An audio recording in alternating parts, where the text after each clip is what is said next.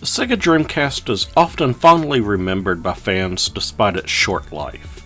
Released in 1998 in Japan and in September and October of '99 in North America and Europe respectively, the 6th generation console would be Sega's most powerful as well as its last. The machine was innovative in numerous ways, such as using GD-ROMs for cheaper discs compared to DVDs, having a built-in modem for internet access and online play, and an LCD screen built into most memory cards so that extra content can be enjoyed.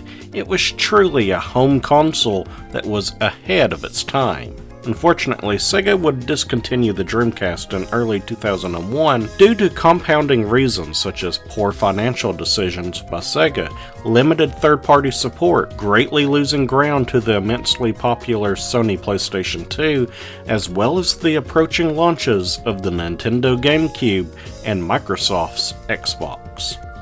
Despite this, the Dreamcast had some wonderful games in its library, with titles such as Sonic Adventure, Soul Calibur, NFL 2K, Shenmue, Jet Set Radio, Crazy Taxi, Phantasy Star Online, Skies of Arcadia, and more, being some of the most influential and memorable gaming experiences of the generation. The Dreamcast launch also coincided with a boom in the horror genre. Games such as Resident Evil, Alone in the Dark, and Silent Hill had set the gaming world on fire for their original, immersive frights, and developers everywhere were hoping to launch the next big game that had you afraid to pick up the controller. The Dreamcast, being such a powerful console at the time of its release, benefited by having a surprising amount of horror titles despite its short overall lifespan. Notable third-party games such as Nightmare Creatures 2, Alone in the Dark, The New Nightmare, Dino Crisis, Evil Dead, Hail to the King, and Resident Evil 2 and 3 were all ported to the console, with even Resident Evil Code Veronica being exclusively launched on the Dreamcast for a short while. All of these, however, have appeared on other consoles, but there were 6 horror games that were launched only on the Dreamcast and have never officially been available anywhere else. This Halloween, we'll be taking a look at these 6 chilling Dreamcast exclusive horror games and decide if they should be resurrected on modern technology or remain dead and buried. But before we begin, please consider liking this video, subscribing to my channel, and ringing that notification bell because it affects the algorithm or something. It helps me out. The first game we'll be exploring is Blue Stinger, a Dreamcast launch title in North America and Europe, and was the first title by developer Climax Graphics, a small studio that would later change its name to the more aptly suited Crazy Games.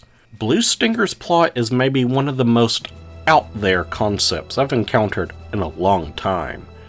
65 million years ago, a meteorite collides into what is now the Yucatan Peninsula, harshly affecting the Earth's climate and subsequently wiping out the dinosaurs. Fast forward to the year 2000, and a massive earthquake sinks the entire peninsula to the ocean floor, save for the small area that makes up the impact crater from that meteor millions of years ago. This area is then dubbed Dinosaur Island, and becomes a place for research by an international science community headed by the Kimra Corporation.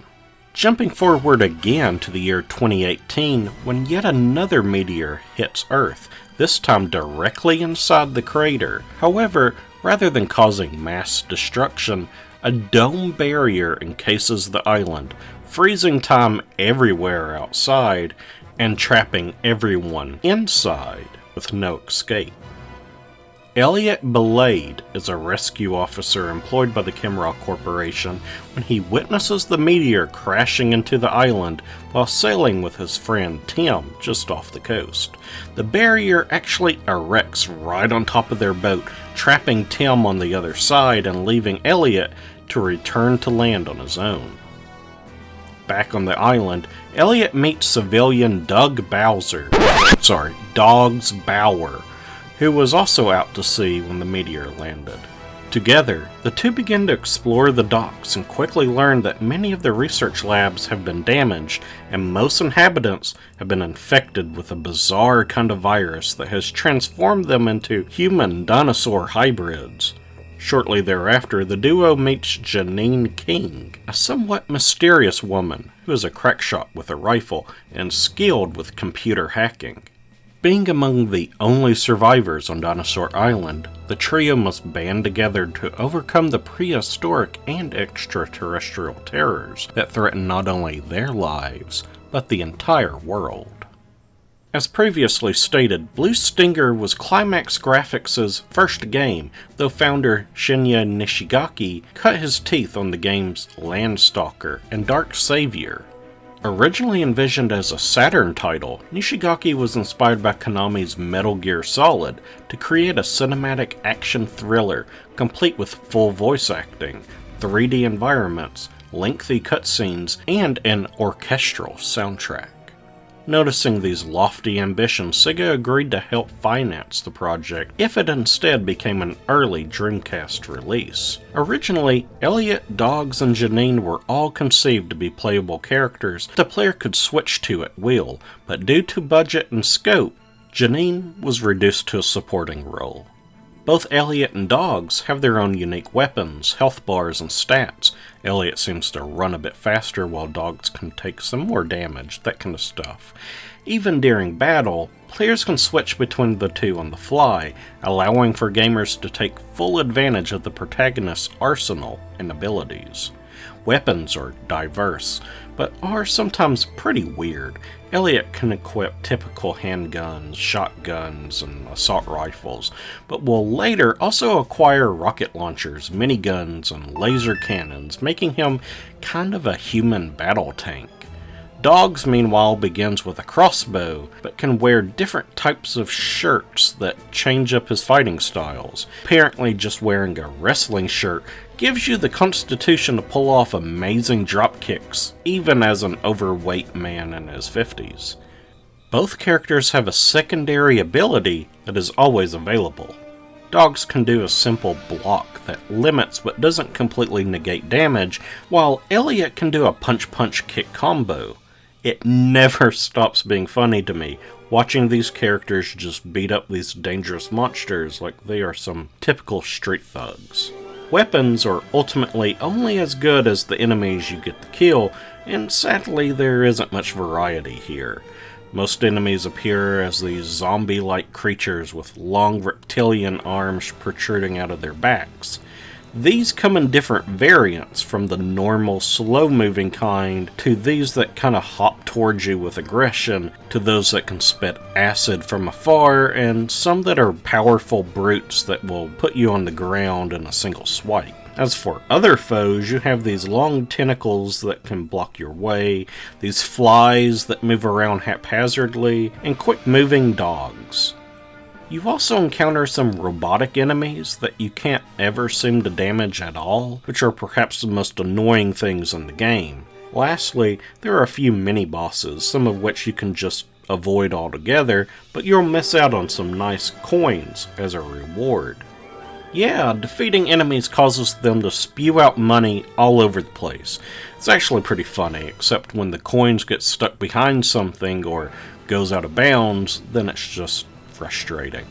Coins are used in vending machines spread across the game that offer new weapons, ammunition, health packs, and more in unlimited amounts, and you'll need to grind enemies for cash if you want to stand a fighting chance against Dinosaur Island's terrors.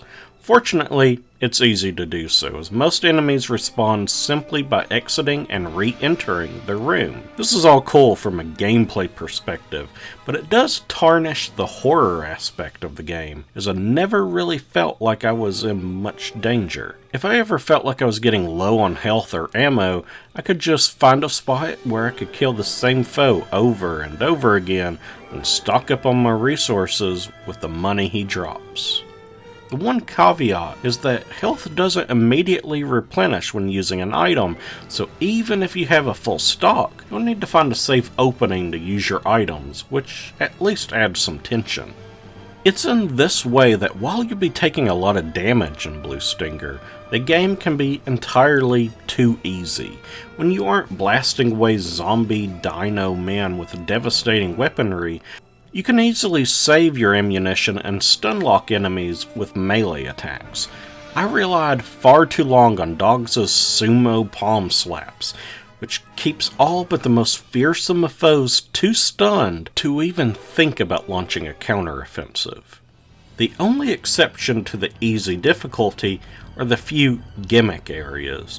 You'll have a section that is too cold, so you have to hurry so you don't freeze, or a place where you're high up and don't want to fall, and another where you're swimming and have to come up for air often. I died the most in these situations, and they delivered punctuations in the difficulty that the game really didn't need. Graphics, while somewhat impressive at the time of release, are absolutely indicative of early 3D technology. All that's to say, it's aged absolutely horribly, and looks far worse than the more primitive pixel art. The camera is also a prime relic of this era, which is to say, it's a greater enemy than most of the monsters you face. Blue Stinger consists of many tight corridors and small rooms, which gets the camera stuck and or providing the gamer with a poor angle for the action. A lot of times I can't even see what I'm attacking, and that's not good. I also can't end this review without talking about your fairy companion. Yeah, you heard me, as if this game can't get any weirder. Elliot's friend Tim was constructing a fairy doll in a bottle as a good luck charm in the game's opening cinematic, and after the meteor lands, this blue fairy grows and comes alive for some reason. It really seems like this was added just because of the popularity of Ocarina of Time, fairy in a bottle and all. She doesn't even contribute anything gameplay-wise, but simply flies around and blocks your view sometimes. Important to the story, yes, but really a detriment to the actual gameplay. Famed anime composer Toshihiko Sahashi provides his first video game soundtrack with Blue Stinger, and while it's good and can be simply epic in parts, sometimes the music doesn't quite fit the action that's on the screen. The opening and ending themes are both recorded using a 60-piece orchestra, however, and both themes are worthy of a listen. The sound editor doesn't do the music any favors, though, as it frequently drowns out character voices. Speaking of, the voice acting is often cited as one of the worst offenders in this game, but I actually think it's serviceable despite its notoriety. The talent is certainly there. Ryan Drummond plays Elliot, who voiced Sonic the Hedgehog during this era. Janine is portrayed by Lonnie Minella, who has contributed to such major franchises like Mass Effect, God of War, The Last of Us, Super Smash Bros., Fire Emblem, Soul Calibur, Diablo, Super Mario Bros., and The Elder Scrolls. I believe that the stiff animations and poor direction are more to blame for how badly the voice acting comes off than the actors themselves, and that's a real shame. Overall, Blue Stinger is only a passable horror title for today's audiences. The graphics and animations are quite nauseating, and the sound editing is abysmal at times. Combat can be enjoyable in small bursts, but the camera can make for a frustrating affair. The story also is just too weird and nonsensical to hook you. It's not interesting enough as, say, a David Lynch film to keep you going for the ride despite not knowing the destination. In conclusion, I'm not upset that this game has stayed on the Dreamcast, and would only want to see it return with a full, top-to-bottom remake.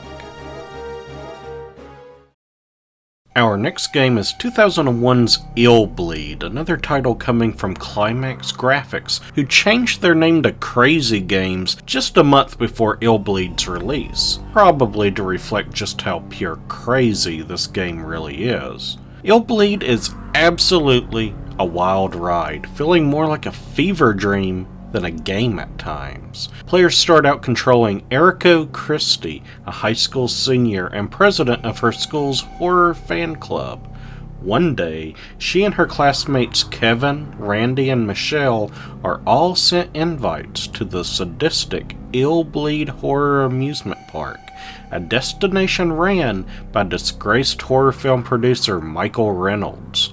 Reynolds proudly boasts that no one can make it to the end of his frightening park without being scared stiff by the horrors that lie within, and will gladly pay anyone who can make it through all of his attractions a reward of $100 million. Of course, most of the high school teens are entirely confident that they can snag this prize, no sweat, but Eriko says it's just too good to be true.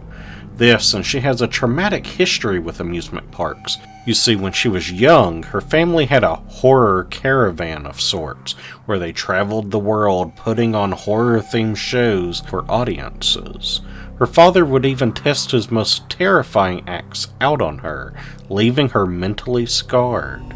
Eriko thus decides to set out on visiting the park, despite whatever rewards are promised. However, 3 days pass and Kevin, Randy, and Michelle have vanished. Being the horror aficionados that they are, Eriko is certain this is all some elaborate prank set up to give her the ultimate of frights. Fine, she thinks. She'll go to the most terrifying theme park in the world and rescue her friends from the evils within. No problem. But as the iron gates close behind her and she is faced with the 6 brutal attractions before her, Eriko realizes that she may have made a truly grave mistake. Right off the bat, you can see that the graphics are much improved over Blue Stinger. Characters are a bit cleaner, animations feel more natural, and the environments are much more detailed. The atmosphere here is excellent, with blood-soaked hallways, eerie cemeteries, and filthy, dilapidated houses. You can really feel how disgusting the whole park really is. The DreamCast signature bright colors are also used in tandem to bring about that camp factor that separates Illbleed from most other horror titles. The goal of the game is to reach the end of all of Illbleed's parts with both your mind and body intact. This is easier said than done, though, as each area is littered with deadly traps, terrifying creatures, and killer psychos. Each stage is themed after one of director Michael Reynolds' frightening flicks, and provide a good deal of diversity for the player. You have your typical haunted mansion where a deformed maniac wielding a flamethrower roams the halls, a forest where massive man-eating worms lurk just beneath the soil, a department store where all the merchandise from the spooky doll toys to the beefy hamburgers want to take a bite out of you, and so on. There's also this Toy Story parody level that's maybe the most insane thing I've ever played, where you're this Woody knockoff named Corky who is missing his dead girlfriend, who is a sex doll. So you travel through a blood-stained prison and kill an innocent little boy just to be sent to hell and have to fight a demon Sonic the Hedgehog that spin dashes and even drops rings when he's hit. WTF. You're graded at the end of each stage on a number of criteria such as how many traps you avoid, items you find, damage taken, etc. Clearing each stage will reward you with some money that you can then use to buy items and upgrade your stats, and failing to meet certain objectives will have some of the total prize money deducted from your earnings, so you'll want to finish levels with the highest score as possible. To help you survive, you'll have access to the Horror Monitor that's hidden at the start of each level. You'll know you found it when all of your senses are going haywire. More on those in just a second. This device helps you mark areas that you think are dangerous and keeps you from being harmed by Richards' hazardous traps and ghoulish monsters. You'll notice at the top of the screen you have meters that measure your hearing, sight, smell, and sixth sense. Taste and touch are irrelevant, I guess. When one of your senses begins to pulse, you know that something is amiss, be it good or bad. If your sight is heightened, you need to pull out your horror monitor and search for something visual, like a light source or maybe a pool of blood, and take note that there could be a nasty trap waiting for you there. The same goes for hearing, which could be something loud like a telephone, and smell, which might be a rotting corpse or a flooded commode. Your sixth sense is a little different. It indicates that there is either a helpful item hidden away nearby, or there's an enemy lying in ambush. Every time you mark an item with the horror monitor, it costs some of your adrenaline points, measured on the bottom left of the screen. If you mark the correct spot, you'll not only avoid the trap, but gain back some adrenaline, usually more than you spent. But if you're wrong, then you'll have wasted those valuable points. This prevents you from just marking everything in the game, and actually requires a bit of thinking and observation while exploring these creepy environments. Again, the sixth sense is a little different here. If an enemy surprises you, you will enter combat stunned, and the enemy will get a few extra hits in before you can recover. If you're right, then you'll have the upper hand at the start of battle, but you still won't recover the adrenaline used to mark the place. Items don't require you to mark it at all, but you'll be taking a risk of going into battle each time your sixth sense is tingling, so you'll just have to weigh the risk versus the reward. Illbleed does a great job of this balancing act that's so important in horror games. Every time you fire your gun in Resident Evil, for instance, you're playing against that risk. The same is true whenever you try to conserve ammunition by running past foes or going off the beaten path to acquire helpful items.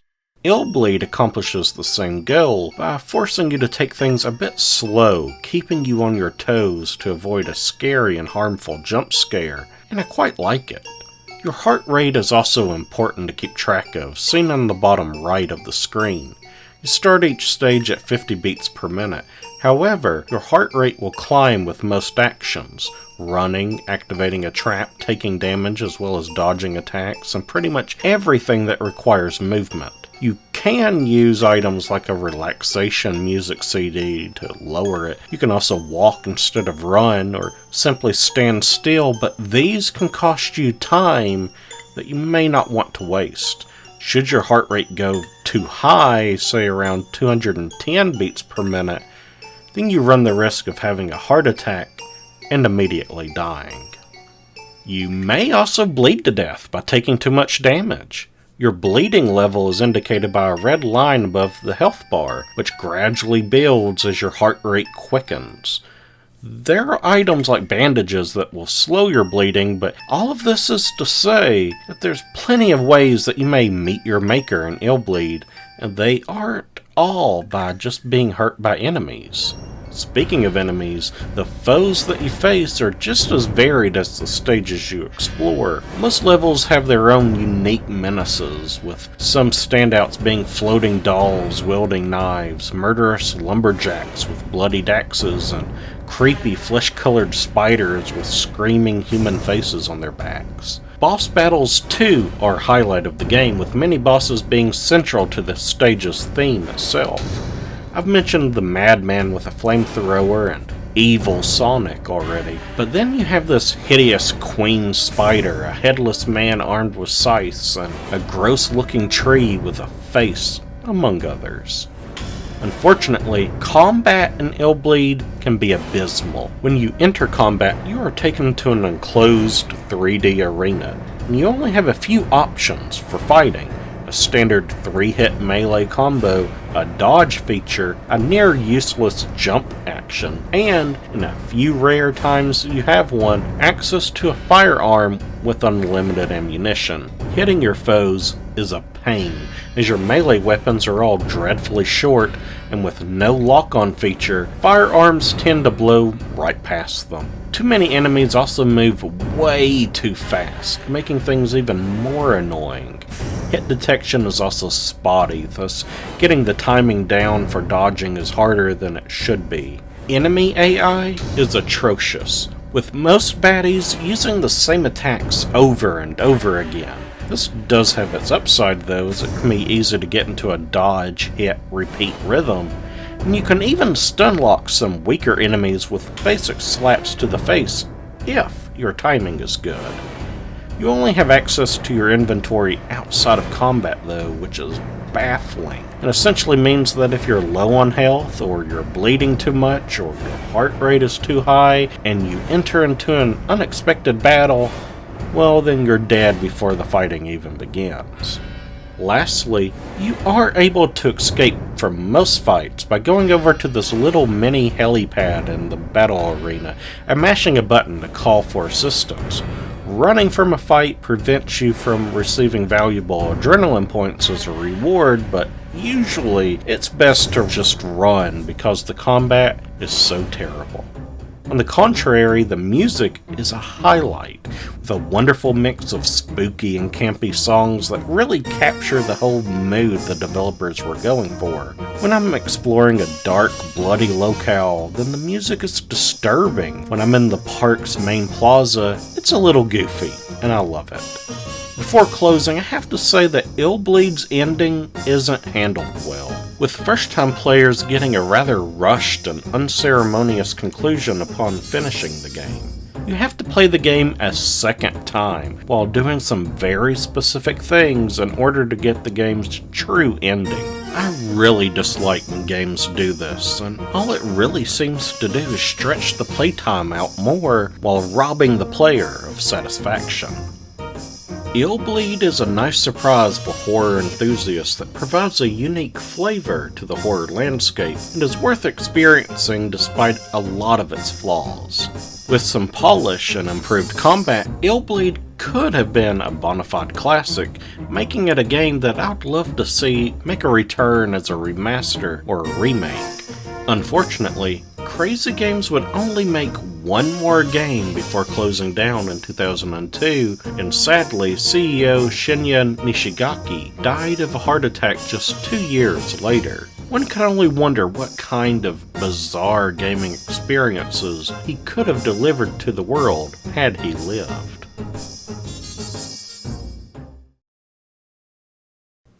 Resident Evil clones were aplenty for the first decade after the influential horror game's release, with most being a poor attempt at trying to cash in on a popular craze.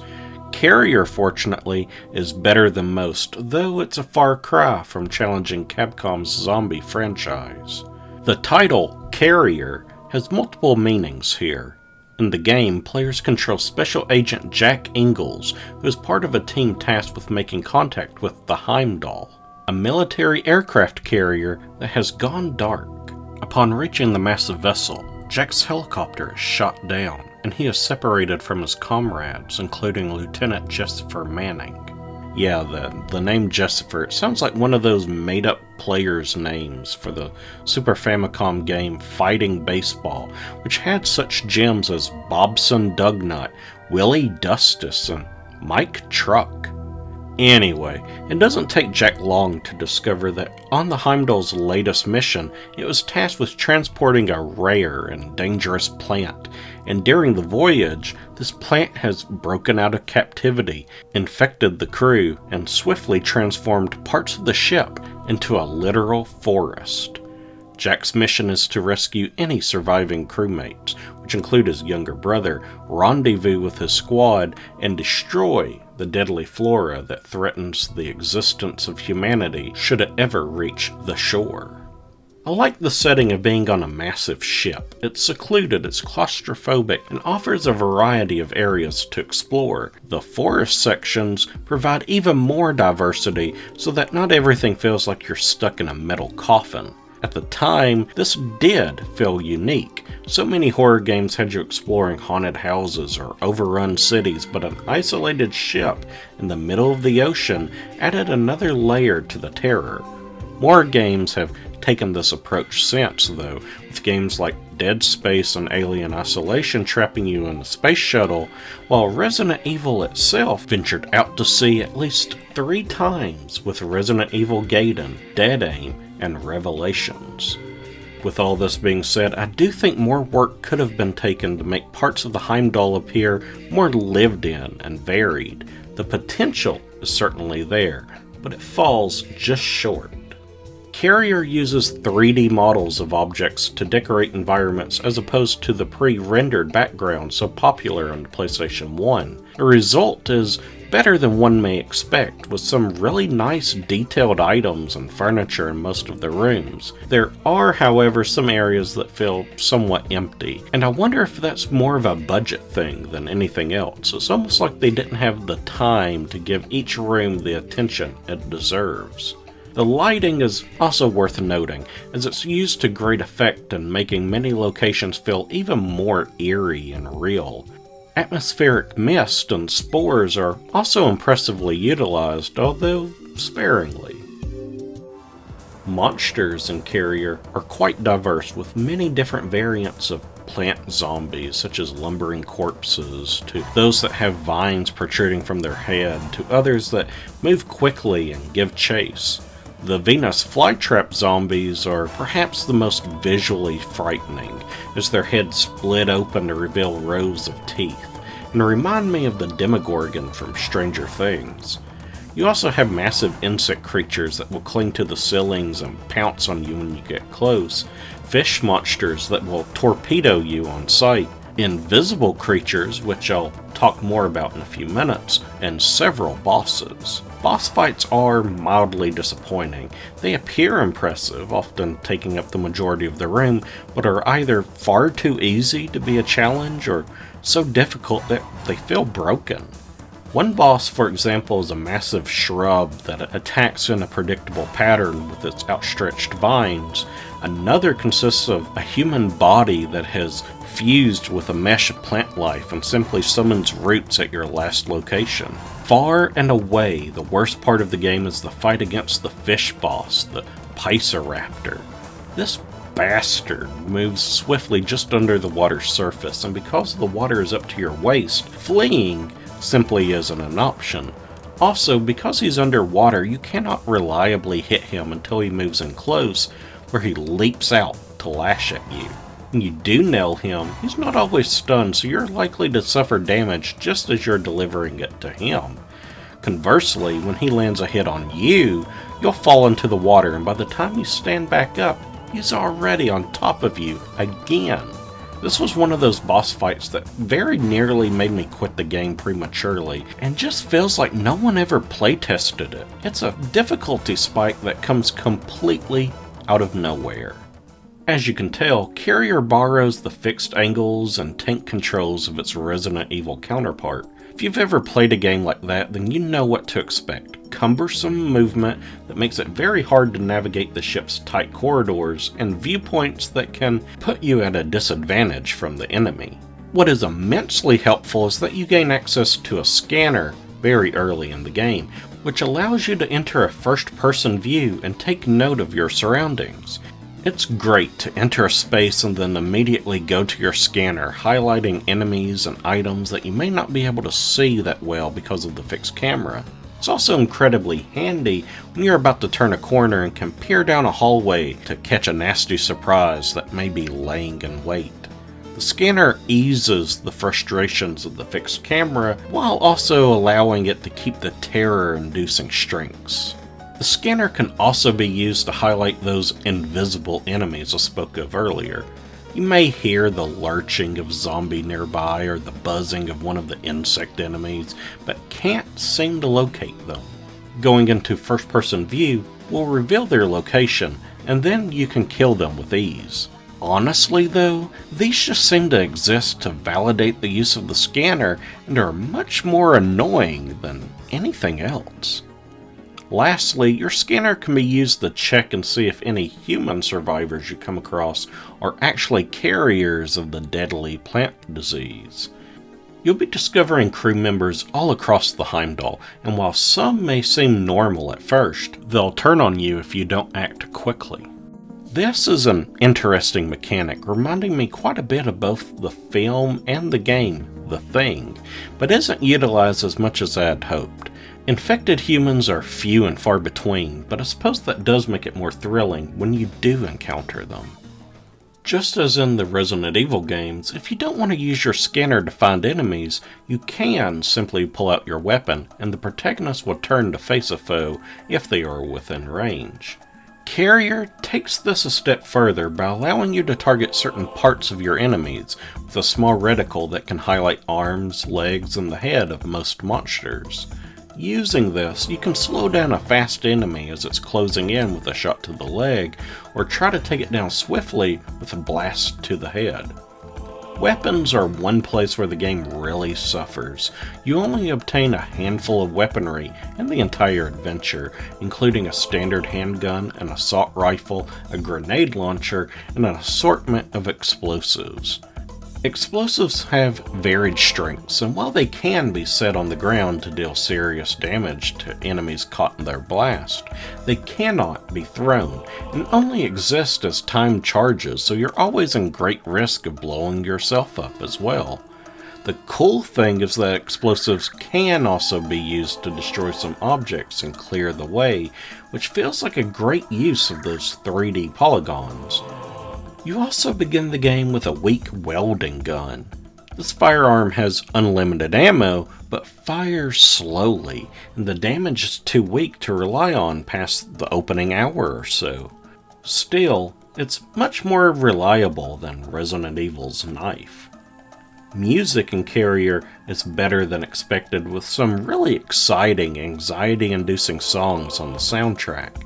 There are some areas that are oddly quiet though, and again, it might be a budget issue, as if they didn't have the funds to allocate for a distinct track to be used, so the developers just resorted to using atmospheric sounds instead. The music that's there is good, but there's not a lot to it. The voice acting, however, is atrocious, and even worse than the previous two games we've looked at. The acting, writing, and animations all combine to make for an unintentionally hilarious B-movie experience, which, in all honesty, makes it much more entertaining than it would be otherwise. After completing the main scenario, which takes around 6 to 8 hours your first go-around, you'll gain access to a much shorter second game where you play as the wonderfully named Jessifer. Gameplay here is essentially the same, with you exploring the latter half of the game first and working backwards as you did with Jack, while also entering some areas that were inaccessible to the first hero. The plot here goes a little deeper, tying up some of the perceived plot holes from Jack's perspective, leading to a somewhat better payoff. One neat feature is that items and ammunition that you missed as Jack can be picked up as Jessifer, although if you picked up everything as the male protagonist, Jessifer may be stuck with a far more limited reserve as a consequence. Overall, Carrier surprised me. I could really see it being a sleeper hit if it were remade in the style of Resident Evil 2 or Dead Space from earlier in the year. The environment, plot, enemies, and general scenario could be enough to separate it from the pack.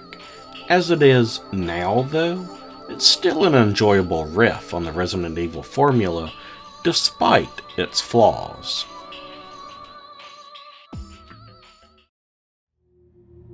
The fourth game we'll be covering is Nanatsu no Hikan, Senritsu no Bishō, roughly translated as 7 Mansions, Ghastly Smile. Developed by Koei, the game is a sequel to a PlayStation 1 point-and-click adventure horror title that's simply named Nanatsu no Hikan. Both games are Japanese exclusive, however the wonderful people at romhacking.net have done an incredible job of crafting an English translation, which is what I used for this review. The game follows 2 college graduate students from Japan, Kei and Reina. Months ago, Kei's mentor, Professor Ernest McPherson, suddenly left the university for New Russell Island, simply stating that he had to attend to a family emergency, and there hasn't been any word from him since. The 2 students are beyond worried for the professor and take the opportunity to visit the island and check in on him while they're out conducting a survey in an area close by. Upon arriving on the island, the students discover that most of the 7 large facilities are vacant, save for psychotic monsters that prey on the youths on site. Fearing for the safety of the Doctor, the duo press on to find and rescue him and uncover the uneasy truths that New Russell Island keeps secret. Seven Mansion's ghastly smile plays out like your typical survival horror title of the period, but its main draw comes in its three distinct scenarios. Players can choose to either play through the game as Reina, who has a greater emphasis on puzzles, or Kay, whose scenario is largely action-based. Each scenario offers a different perspective on the events unfolding on New Russell Island. Both Kay and Reina visit different mansions on the island, have unique interactions with survivors, make their own unsettling discoveries, and aid the other protagonist in different ways. Their stories often converge, and at times they do travel together, but it's interesting to see what Kay is up to when he leaves during Reina's scenario, and how Reina gets the information Kay needs during his story. The third scenario is an ambitious two-player co-op mode, where you get the best from both worlds. Two players will choose between the two leads, and then work together to make it off the island alive. Many puzzles require both players to combine knowledge, with answers for one character's puzzles being found by the other. When it comes time to reunite, items and weapons can be exchanged freely, as well as special objects like keys that are needed by the other character. Co-op took a long time to take off in the horror genre, and it's surprising to see it done so well here. I will say though that the puzzles encountered in both Reina and the co-op scenarios can be quite obtuse. It may be in part to the translation, as at least one puzzle seems to only really make sense in the Japanese language, but regardless, I wasn't able to solve more than a few of them without looking at a guide. This isn't something I do often, so it speaks volumes that I resorted to doing this more than once with this game. I did like the puzzle involving the computer though, as it requires you to use DOS-based commands to find buried information, passing info back and forth between you and your partner in another facility, and culminates to discovering a password.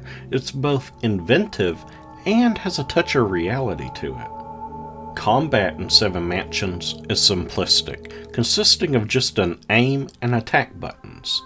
You are able to move while aiming, which isn't always a given in survival horror games, and is especially useful when you need to dodge oncoming enemies.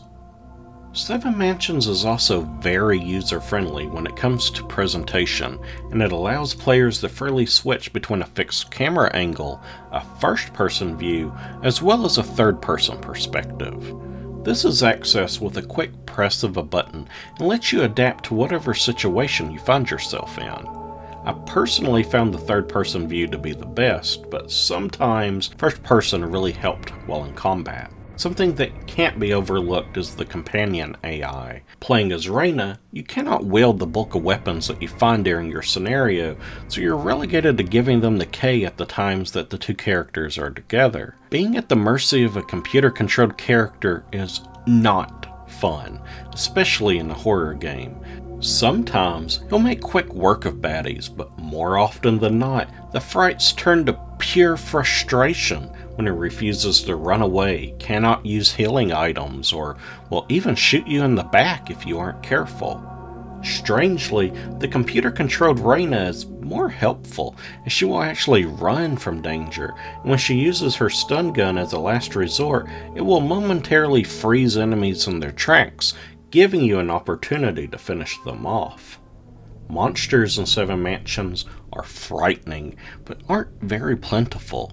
The most common ones are these sadistic creatures that appear tortured and experimented on, with masks covering their mouths and knives for hands.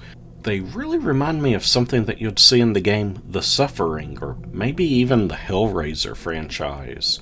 Aside from those, there are these skinless, crawling monstrosities that seem clearly inspired by Resident Evil 2's Lickers, and a couple of boss monsters. That's really it. To make matters worse, enemies aren't evenly distributed in the game, with most areas not even consisting of foes. They do respawn inconsistently, but that doesn't make it much better. Even during Kay's action-focused scenario, combat always plays second fiddle to simple exploration. In addition to the 3 story modes, there's also a training mode that allows you to fight waves of enemies. There's not much to it, other than getting the opportunity to shoot monsters that only make a brief appearance in the main campaign, but it can be fun chasing high scores if you're into that kind of thing.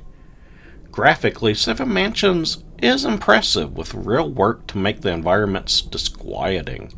It really has a Silent Hill 1 quality to it, with much more detailed spaces compared to Carrier. Some sections of the game can be a bit grainy, which again is akin to the original Silent Hill and adds a nostalgic characteristic to the presentation. Characters are animated well, which I can't say for most of the games I'm reviewing in this video, and the FMV cutscenes, too, are good value. I can't comment on the voice acting as I don't speak Japanese, but it sounds convincing enough, so yeah. The music also reminds me of the first Silent Hill. It's not nearly as memorable as Akira Yamaoka's masterful soundtrack to the aforementioned game, but renowned anime composer Hiroshi Miyagawa does an excellent job of crafting a tense, atmospheric soundtrack that adds extra shivers down the player's spine. I enjoyed my time with Seven Mansions' Ghastly Smile. It's definitely noteworthy for its ambition, and the 2-player mode is highly recommended if you have a partner to share the horror with. It's also a very weird game, with the plot going in some bizarre directions, but it remained creepy throughout, even with the lack of enemies in places. I wouldn't say the game is a must-play, but certainly a worthy import if you're a big survival horror or DreamCast fan.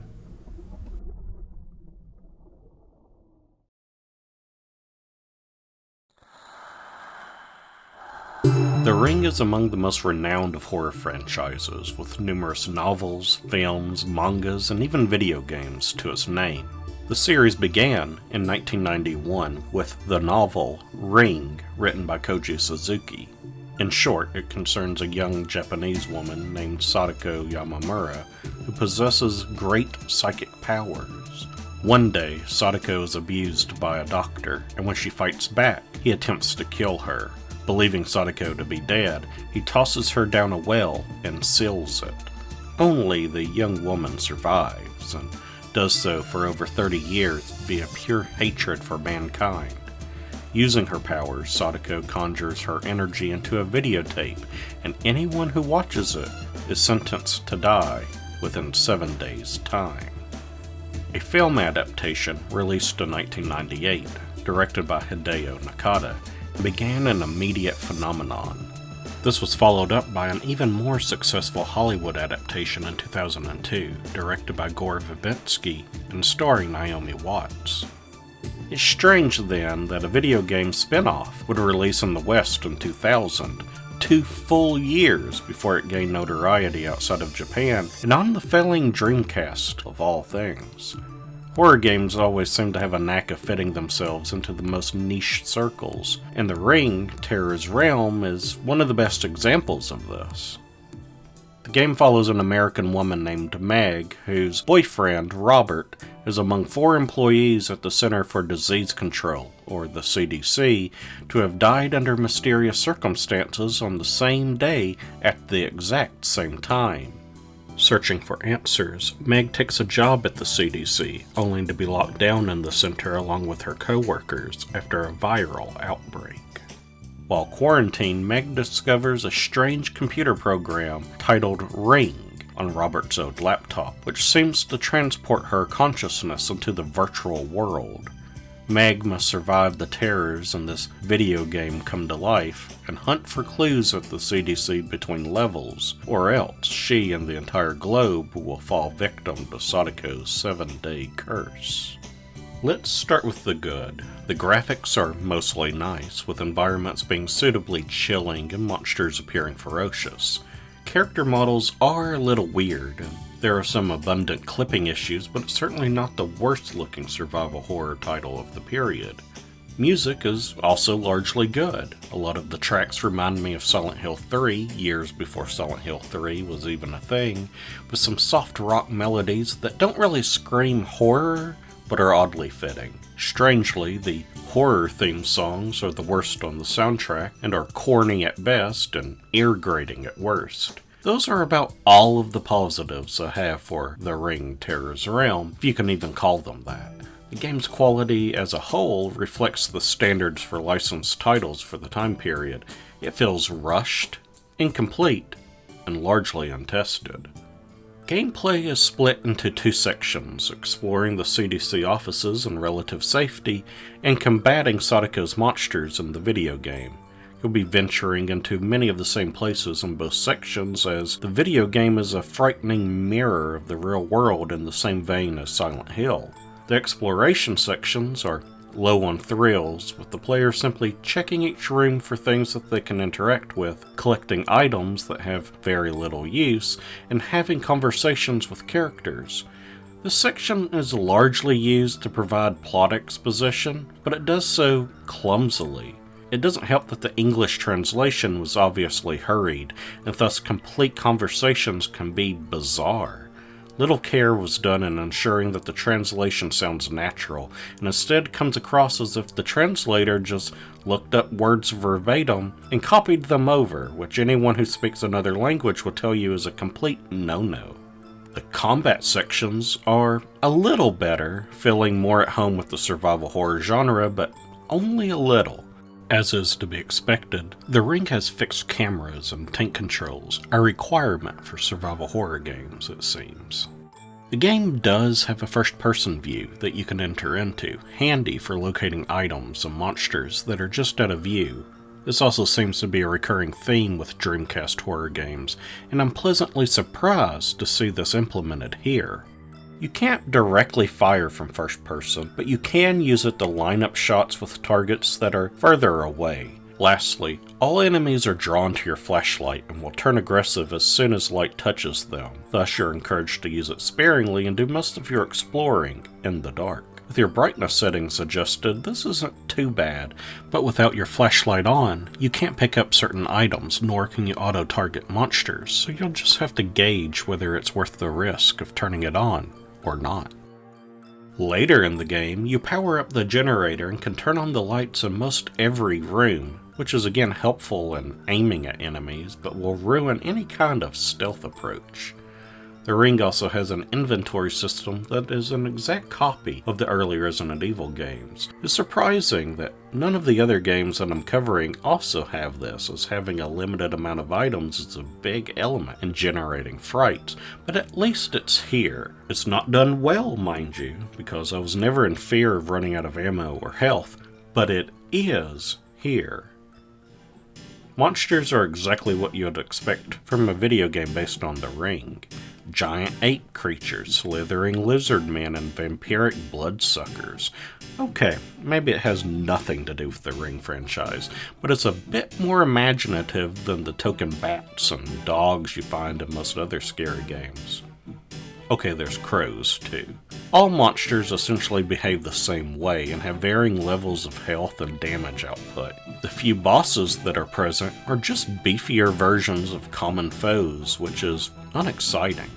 Perhaps what's most disappointing is that while the final boss is, spoiler alert, Sadako, you never encounter her in the form that has made her a horror icon.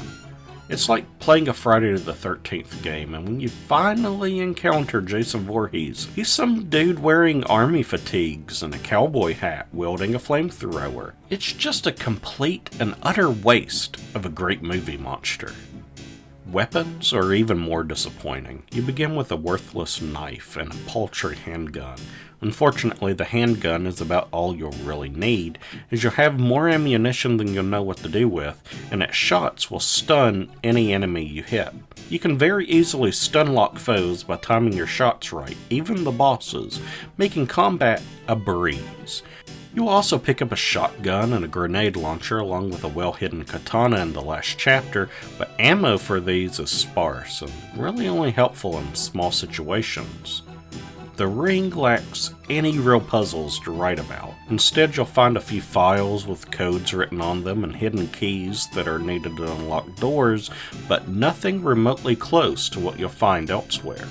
Puzzles could have really helped elevate the CDC portions to be more than a form of walking simulator, and are sorely absent. Sound design, not to be confused with the music, is simply terrible. Many monsters make amateurish burping and grunting noises, making me more afraid of their diet than their sharp fangs. And often when you're hit, you'll hear a comedic splat that's more suited for Looney Tunes than survival horror. Voice acting is saved for very brief sections, and all I will say is I'm very glad there isn't more of it. At the end of the day, the Ring Terror's realm feels like a cash grab, relying on a recognizable property to push sales rather than good gameplay, presentation, or concepts. Except, outside of Japan, there wasn't any market for this game. No one except huge cinephiles, hardcore horror enthusiasts, and weeboos would have had any idea what The Ring was. I have no idea why this wasn't a Japanese exclusive, and this is one of those rare occasions where I'd say it should have stayed stuck in the East.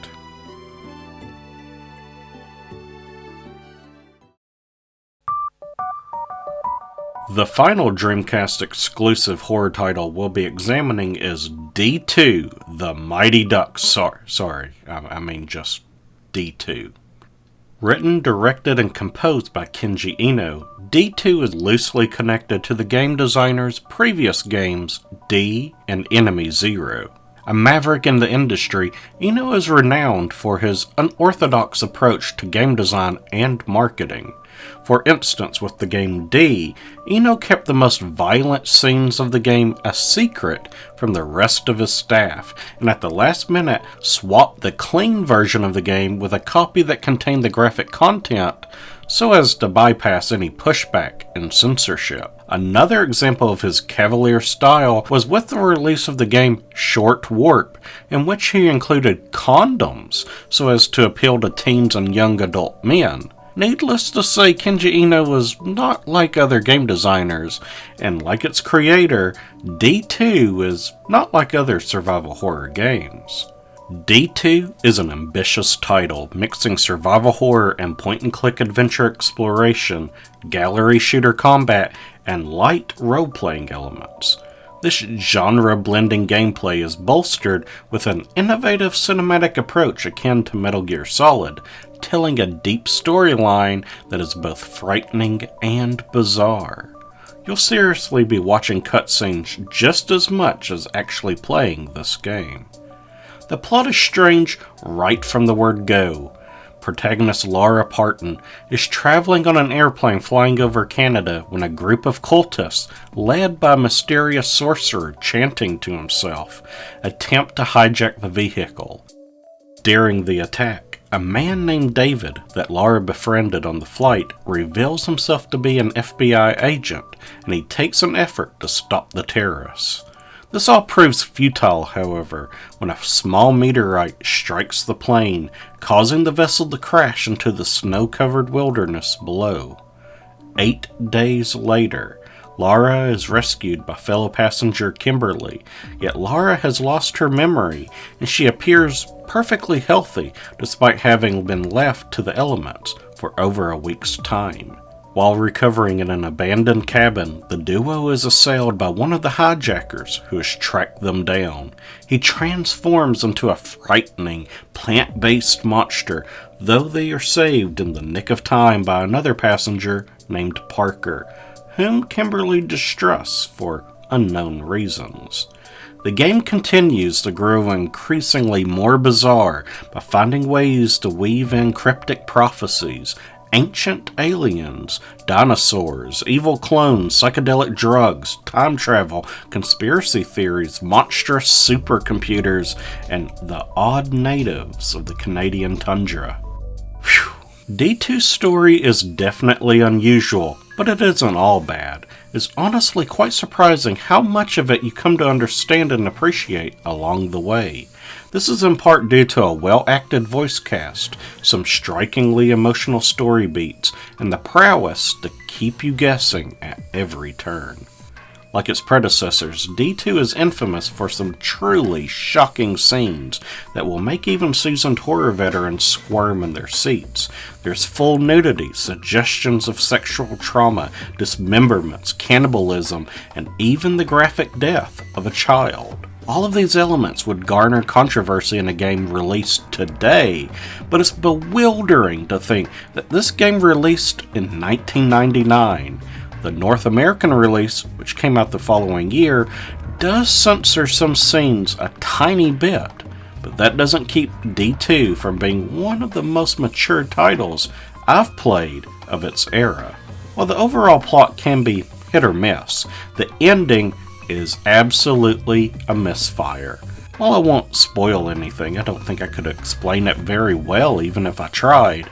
The story wraps up cryptically, leaving as many questions as it does answers, and comes completely out of left field.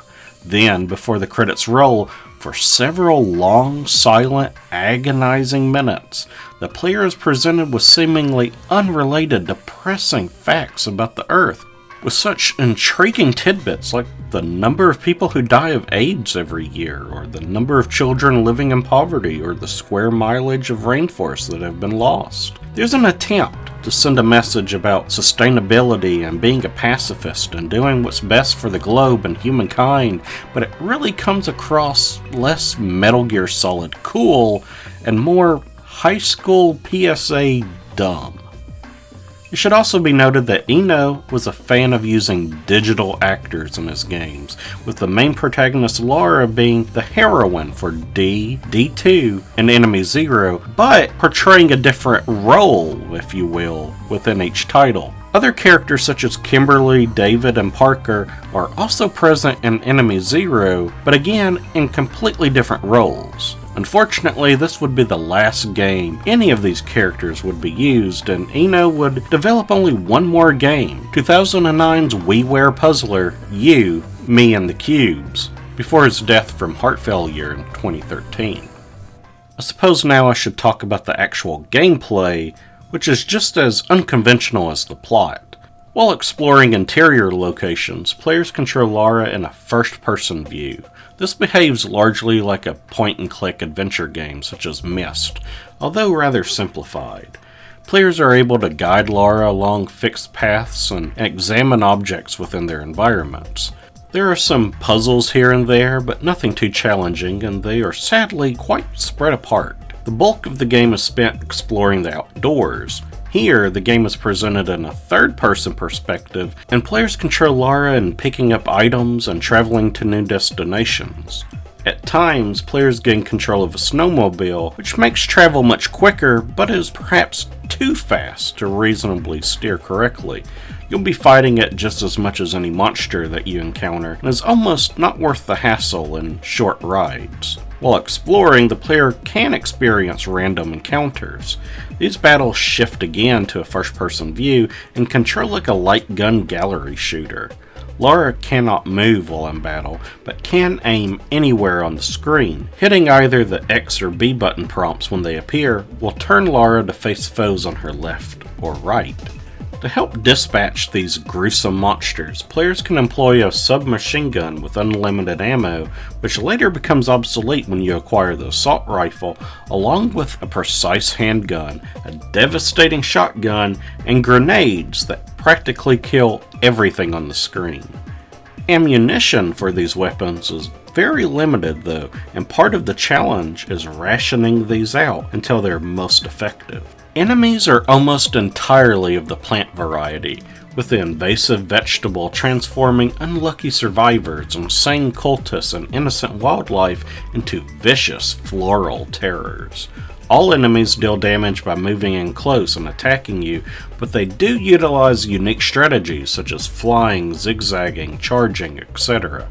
Players can unload on enemies to take them down, but the best strategy is to wait until their weak spots are exposed and nailing it at the perfect time to stun them and prevent them from unleashing harmful attacks.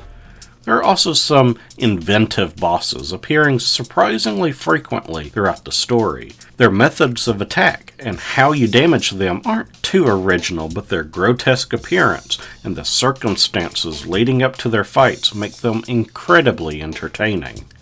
Defeating enemies will reward you with experience points, and accumulating enough will earn you with a level up.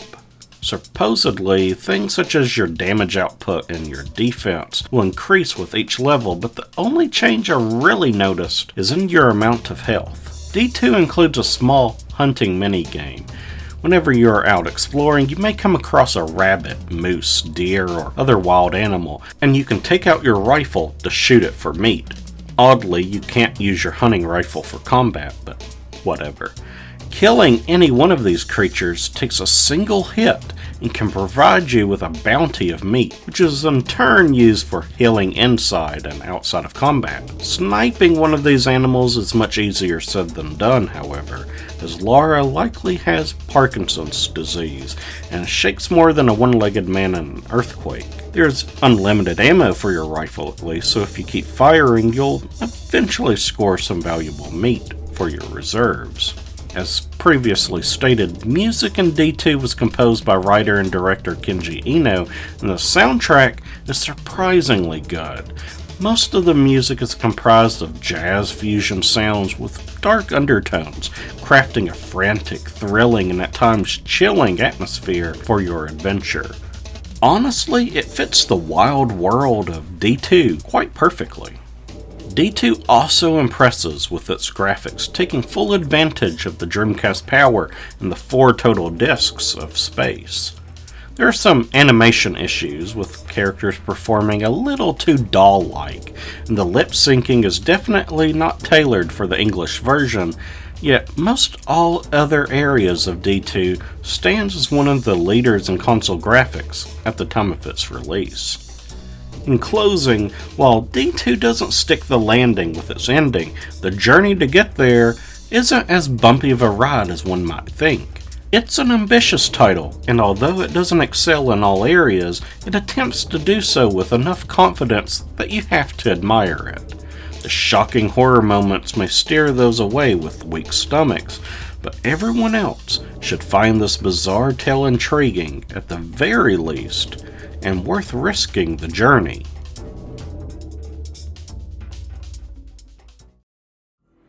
And there you have it, 6 distinct horror games that, at the time of this video, are only legitimately playable on the ill-fated Sega DreamCast.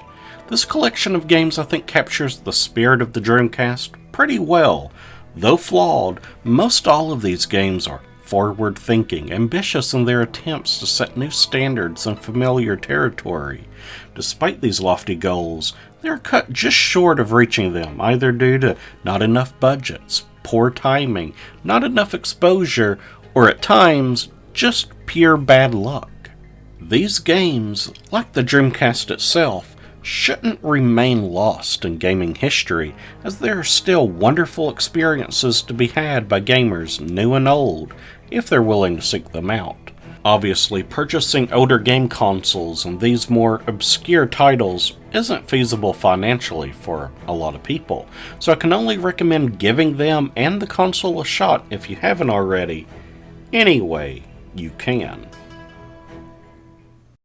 Thank you so much for watching. This has been one of my most ambitious projects to date, and I hope that you enjoyed it. If you did, please consider giving me a like and subscribing to my channel. Also, if you have the means to do so, consider supporting me by donating to my Patreon, as it makes it far easier to bring you more content such as this. Shout out to my loyal patrons Late to Gaming, Celeste R, David L, Dan M, and Josh M, as I don't think I could have done this without you. Thank you once again for watching, and take care, everyone.